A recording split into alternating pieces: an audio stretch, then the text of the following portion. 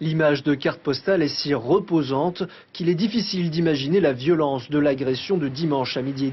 Un Polynésien de 40 ans a été sauvagement battu par 4 individus. Ils lui ont cassé le bras droit et infligé de multiples contusions au visage. 21 jours d'incapacité temporaire de travail pour ce qui, a priori, ne serait qu'un vol de téléphone.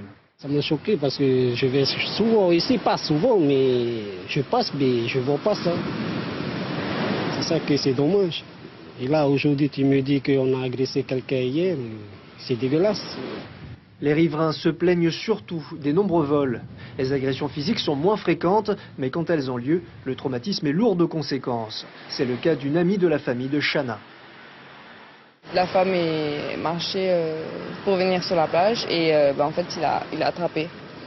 Il a attrapé et elle s'est débattue, elle a crié, il a eu peur et il est parti. Et elle est plus jamais revenue le matin ici ou quoi.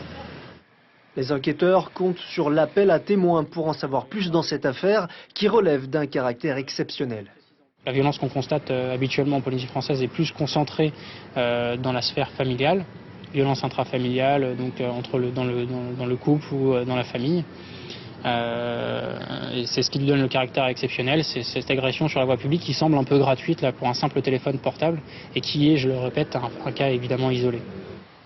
Si les gendarmes privilégient la thèse du vol de téléphone, ils n'excluent aucune autre piste. D'autant qu'il reste plusieurs zones d'ombre à éclaircir, et notamment le fait que le téléphone ait été récupéré quelques minutes seulement après l'agression.